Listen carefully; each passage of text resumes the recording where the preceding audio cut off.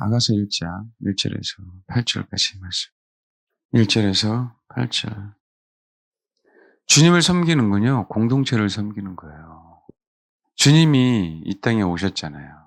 그렇죠? 성육신 하시고 공생애를 사시고 십자가에 죽으시고 이타적인 사랑이에요. 자신을 위한 사랑이 아니라 남을 위한 사랑이었단 말이에요. 근데 그건 하나도 없어졌어요. 교회 안에서도요. 그래놓고 우리가 예수 믿으면 구원이라고 얘기한단 말이에요. 우리는 한계가 있어요. 한계가 있지만 그러나 정말 내가 신부가 되는 게 목표인가? 공동체에서 내가 연합되는 게 목표인가? 그건 다른 개념입니다. 목자들의 장막 곁에서 너의 염소 새끼를 먹이라라고 얘기할 때는요. 목자들의 장막 곁에는요. 혼자만이 아니에요. 주님의 12제자, 그렇죠? 그다음에 수많은 무리들이 있었잖아요. 나중에 500의 형제에게도 나타났잖아요. 그들 가운데 뭐예요? 부대껴야 돼요. 그들 가운데. 그래야 진짜 뭐가 돼요? 제자가 되거든요. 솔로몬의 아가라, 내게 입맞추기를 원하니 내 사랑이 포도주보다 나읍니다. 내 기름이 향기로 아름답고 내 이름이 쏟은 향기는 같으므로 처녀들이 너를 사랑한다라고 얘기했었잖아요. 주님의 사랑은 도드라 그랬어요. 가장 사랑하는 자 표현해요. 가장 사랑하는 영혼들이 우리다라고 얘기하는 거예요. 근데 내 사랑이 포도주보다 낫다라고 얘기할 때 항상 말씀드렸죠. 술람의 여인은 당신의 사랑은 세상에서 가장 아름다운 사랑입니다라고 고백하는 거였었다고요. 그래서 처녀들이 너를 사랑한다라고 얘기를 한 거예요. 근데 여러분, 우리가 여기서 봤을 때 우리 창세기 24장을 우리가 한번 봤을 때요. 창세기 24장 한번 봐봐요. 알아야 될 부분들이 있는 부분들이 뭐냐면 24장에 분명히 이삭의 뭐라고요? 이삭의 아내를 찾는 장면이 24장이에요. 그렇죠? 24장 얘기할 때 여러 어떤 부분들을 우리가 봐야 될 것 중에 하나가 그 중에 하나가 뭐라 그랬어요? 소년대의 소년은 나아라다. 그렇죠? 처녀로 나왔는데 16절에 24장 이 처녀는 뭐라고요? 16절에 그 소녀는 나아라고요. 16절에 처녀더라라고 이렇게 베툴라라 그랬어요. 그런데 여기 봐봐요. 14절 기도하는 거예요. 한 소녀에게 이르기를 청하건대 너는 물동이를 기울여 나로 마시게 하라 하리니 그의 대답이 마시라 내가 당신의 낙타에게도 마시게 하리라 하면 기도하고 있는 거예요. 마음으로. 아브라함의 종이 그는 주께서 주의 종 이삭을 위하여 정하신 자라 이로 말미암아 주께서 내 주인에게 은혜 베푸심을 내가 알겠나이다 그랬어요. 소녀에 대한 얘기를 하고 있죠. 근데 여러분 뒤에 가면 정확하게요. 이 청지기는 누구에 대한 부분들을 구해요? 43절 읽겠습니다.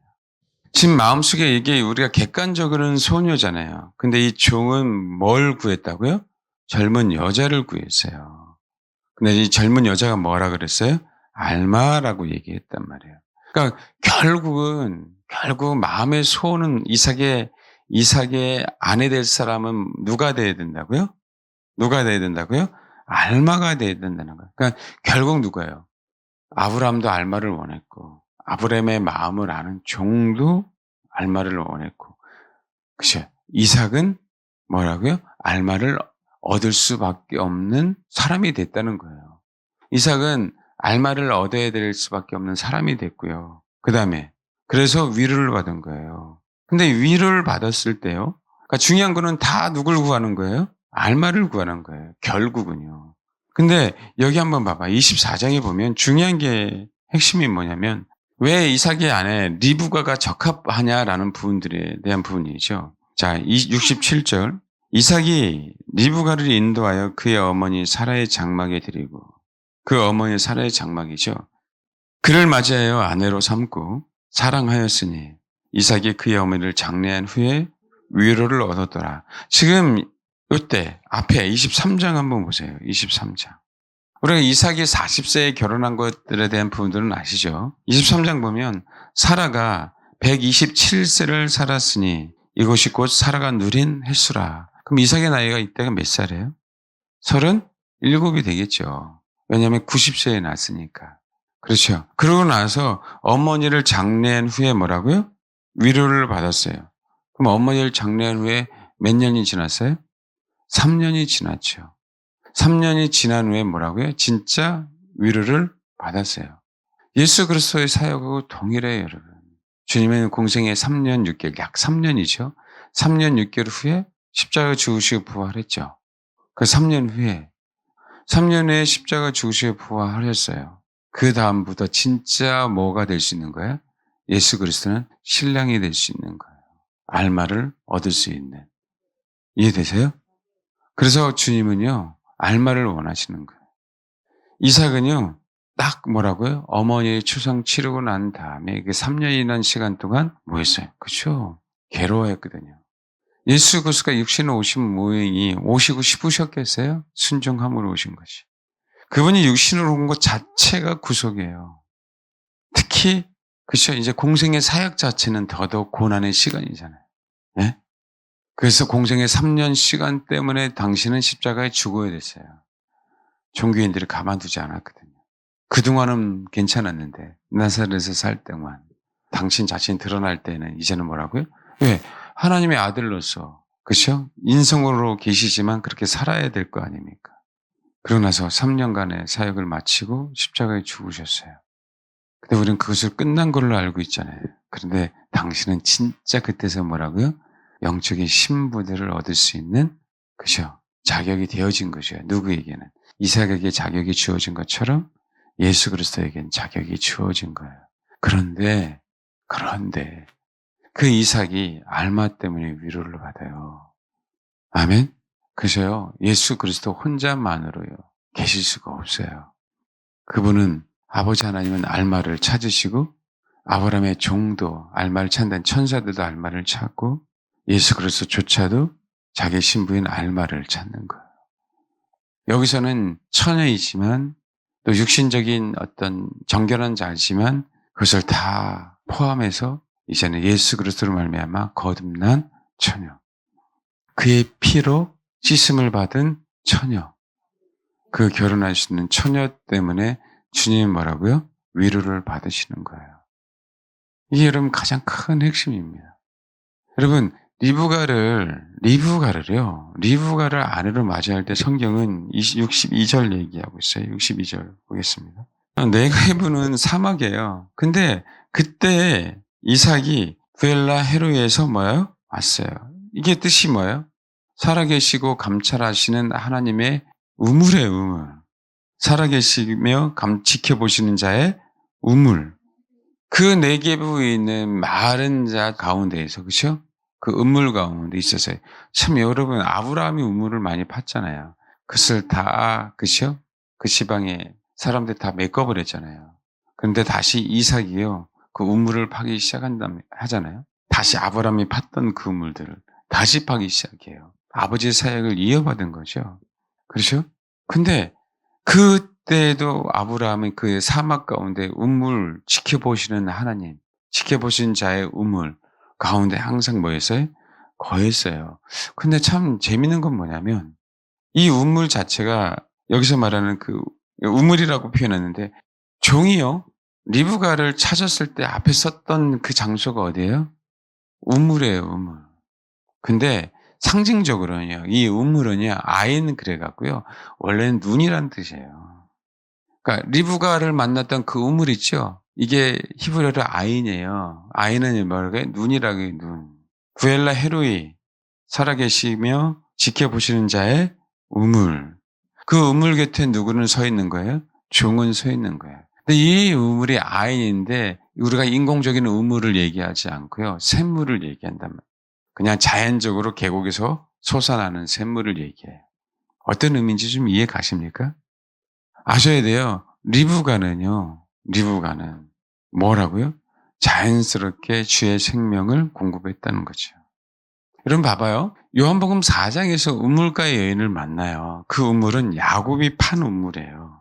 알겠죠? 근데 그 야곱이 판 우물에서 그 여인은, 죄 많은 여인은 자기의 만족함을 얻으려고 했어요. 그런데 그럼에도 불구하고 그 우물에서 물을 먹어서 자기가 살아야 되는데, 그렇죠? 살아야 되는데 그런데도 불구하고 사람들의 눈이 있어서 한낮 뜨거울 때 사람들이 다니지 않을 때 우물을 찾으러 왔단 말이에요. 그런데 주님이요 그 우물가에서 딱 기다리고 계셨어요. 그 여인을. 근데 야, 이 물은 너를 목마르게 해, 아무리 먹어도. 근데 나는 뭐라고요? 너에게 생수를 주는데 이건 영원히 목마르지 않아. 인공적인 뭐라고요? 우물이 아님을 얘기하는 거예요. 그 얘기는 뭐예요? 리브가는. 예, 인공적인 우물에서 물을 기르지 않았다는 얘기예요. 종교적인 틀이 벗어난 진짜 주님 자신을 사모한 그 생명을 사모하는 누가 됐어요? 리브가로 준비가 됐다는 걸 얘기한단 말이에요. 그래서요, 그 장소가 우물이에요. 눈이라 그랬죠, 아인. 눈인데 이게 뭐라고요? 샘물이라는 뜻도 있다고요. 그럼 뭐라고요? 그 우물은 하나님이 지켜보시는 우물. 그럼 세상에서 주님이 인성으로 오셔갖고요, 지켜보신 사람이 누구겠어요? 예수 그리스도예요. 그래서 부엘라 헤로에서 누가 왔어요? 이삭이 왔어요.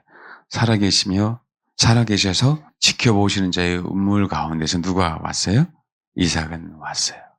근데 그 이삭이 거기에 와서요. 누구? 진짜 샘물을 길러서 먹고 샘물을 또 나눠준 누구?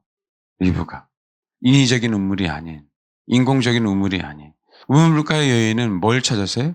인공적인 우물을 찾았어요. 근데 주님은 인공적인 그 우물에서 딱 멈춰서서 내가 너의 생수의 근원이다라고 얘기를 한 거예요. 그랬더니 이 아이 여인이 뭐 한 거예요? 우물가 여인이 편했잖아요. 결국 누굴 찾은 거예요? 예, 그리스도를 찾았잖아요. 그리스도를 만났잖아요. 그 니브가는요, 그렇게 신부로서 준비되어 있었다는 겁니다. 왜 하필이면 우물 가운데 서 있었을까요? 예, 그 우물 가운데 정말 생수의 근원이 뭔지 알고, 생수를 길러내는 자가 누군지를 알고, 그 생수를 나눠줄 자가 누군지를 알고자 그 아브라함의 종은 거기서 그 여인을 진짜 알마를 만나게 해달라고 기다린 거죠. 그래서 하나님을 사랑하는 것뿐만 아니라 리브가는 이웃을 사랑하는 마지막 때에 정말 하나님 우리에게 원하시는 그 모습. 내가 생수를 먹는 것뿐만 아니라 나를 위해서 가정을 위해서 생수를 기르는 것뿐만 아니라 누구까지 처음 본 사람이잖아요. 근데 처음 본 사람에게만 기르는 게 아니라 그 낙타까지. 근데 이 수고는요. 말씀드렸잖아요. 낙타는 보통 70에서 100리터를 먹는데 10마리예요. 1톤입니다. 그것만 길러서 마음껏 채우는 것도. 물 한 덩어리에, 한 항아리에 많이, 그때 당시 크면 얼마나 크겠어요? 20리터는 안 들어갈 거예요. 10리터나 들어갈까요? 그럼 몇 번 해야 돼요? 수치적으로 100번 이상 해야 돼요. 게다가요, 자연적인 우물은요, 여러분 아시잖아요. 땅 깊은 데서 나와요. 그 깊은 데서 뭐 해야 된다고요? 오르락 내리락 해야 돼요. 그걸 뭐라고요? 그 알마를 찾으신다. 여기서 말하는 그 알마는 봉사가 아니에요. 준비되어 있기 때문에, 그러니까 봉사를 강조한 게 아니에요. 리브가는 항상 뭐라고요? 생명을 추구했어요. 생수의 근원을. 대신 그분을. 상징적으로 보여주고 있는 겁니다. 생수의 근원이 누구예요?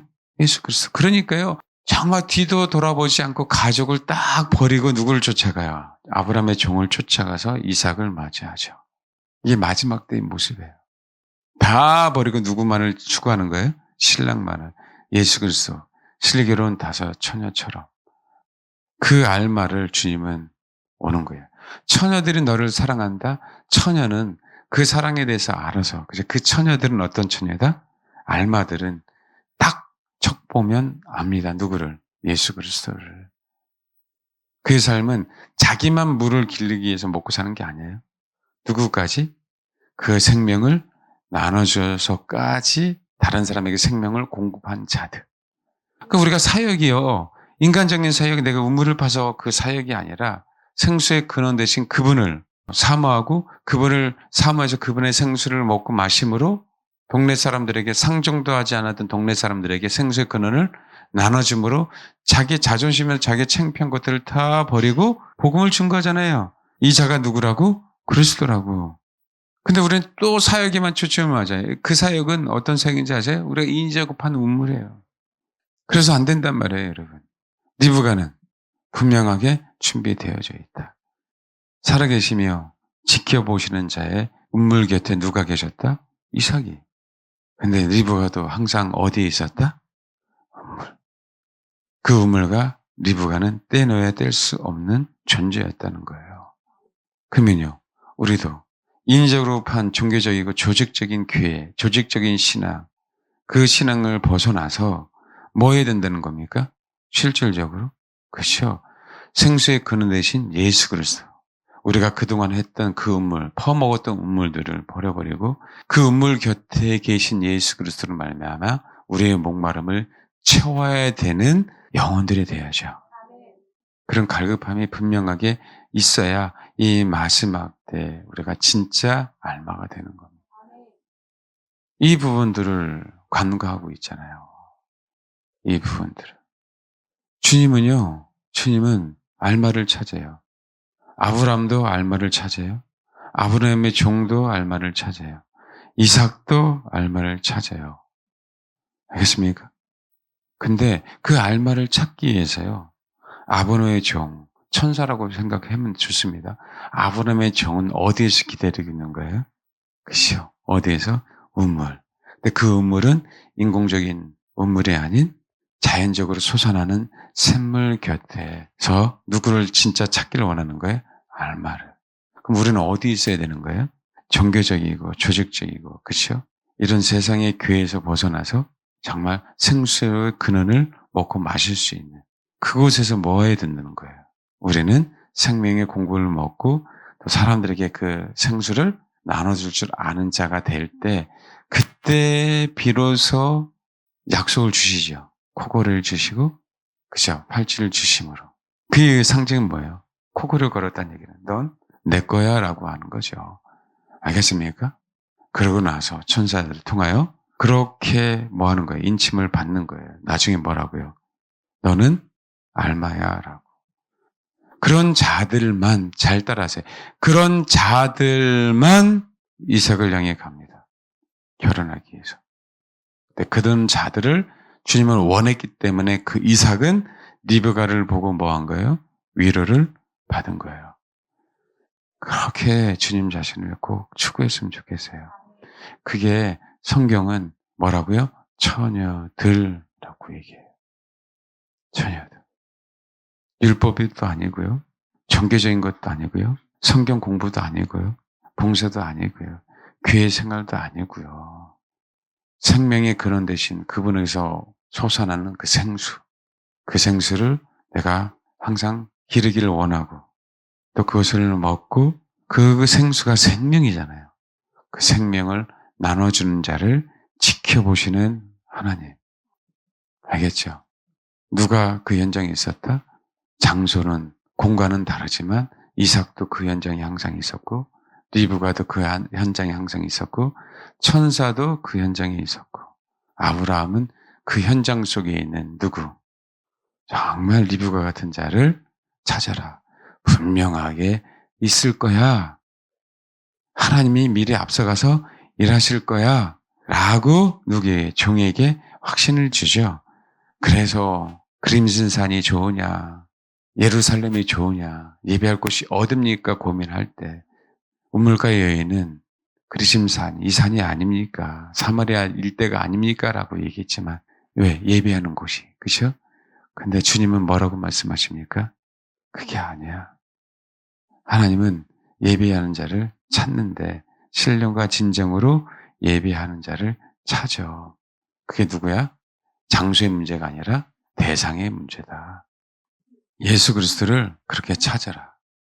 영과 진리로 예배하기 위해서. 그 대상만 너를 이끌어간다. 그 대상만 저와 여러분이 이끌어가요. 그 대상을 사모하기에 그 대상이 나를 찾는다라고 얘기할 때 버선발 다 버리고 그죠? 뛰어가는 거예요. 부모를 다 버리고 뛰어가는 거예요. 그 대상을 향해. 그럴 때 진정한 하나님 앞에 영광이 되는 것이요. 진짜 예수 그리스도가 저와 여러분을 말미암아 뭐하니까? 위로받으니까. 그 공생이라는 사역. 하나님이 인간으로 오신 그 자체가 자기 비한데 있을 수 있는 게 아닌데 정말 갇혀 있는 건데 그죠? 얼마나 힘드셨겠어요. 예? 그 30년의 삶을 33년의 삶을 특별히 그것도 이제는 혼자 있을 땐 괜찮았는데 공생의 사역을 살면서 그 자체가 얼마나 힘드셨겠어요. 근데 그 힘든 시간에 십자가에 죽지 않으려고 그 겟세마네 동산에서 3번씩이나 땀이 핏방울이 되듯이 기도하셨던 그분. 그분을 뭐 하는 거예요? 진짜 위로해 준 리브가. 예. 그 성경은요, 이삭과 리브가는 한 몸입니다. 이삭도 다른 아내가 없었고, 리브가도 다른 남편이 없었어요. 소녀였고, 남자가 그저 가까이 하지 않은 베툴라였고, 그럼에도 불구하고 그리스도를 경험한, 우물가에서 생수를 먹은, 그 생수를 나눠준 줄 아는, 또 나눠준 뭐라고요? 알마였어요. 저와 여러분이 그런 처녀들이 다 되길 주님의 이름을 축원합니다. 네, 기도하겠습니다.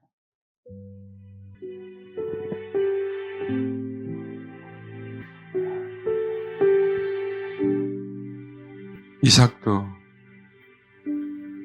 살아계시며 지켜보신 자의 우물 곁에 계셨고, 아브라함의 종도 그 우물 곁에서 리브가를 찾기 위해서 있었고, 리브가는 항상 익숙하게 그 샘물을 기르며 그 생수를 나누자는 모습으로 일상을 살았고, 그렇게 일상을 산 자를 주님은 찾았고 이삭의 아내로 선택했습니다. 하나님, 우리도 그렇게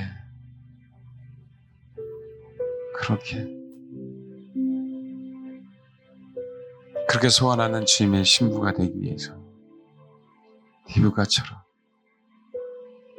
주님을 맞이하고, 주님이 언제 오실 때인지 모르겠지만 묵묵히 주님만을 바라보고 그 생수를 먹고 생수에 근원된 그분을 바라보는 것뿐만 아니라 생수를 나눠주는 삶을 삶으로 아버지의 때를 기다리는 그런 주님의 사람들이 되게 해달라. 부족하지만 예수 그리스도의 피로 말미암아 알마가 되기를 소망하는 마음으로 주님을 기다립니다. 이렇게 고백하고 다짐하고 기도하는 시간 갖겠습니다. 기도하겠습니다. 주님이 계시는 곳에 우리가 있기를 원합니다. 이삭이 부엘라 헤르웨에 있었던 것처럼 리브가가 우물 곁에 항상 다니며 물을 기르며 생수를 나눠준 것처럼 생수의 근원 대신 그분 곁에, 또 그분이 계신 곳에 항상 있기를 원합니다. 이 마지막 때 그 곁에 있는 법을 배우게 하옵소서. 이 마지막 때 생수의 근원 대신 주님만을 원하는 그 중심에 주님만을 사모하는 마음이 저와 우리 사랑하는 성도들에게 충만히 임하기를 원합니다. 그래서 주님의 위로가 되는 신부가 되게 해주시고, 주님을 위해서라면, 주님과 하나 되기 위해서라면 모든 것을 다 버리고 달려가는 그런 귀한 주님의 사람들 다 될 수 있도록 아버지 역사해 주옵소서. 감사드리며 예수님의 이름으로 기도합니다.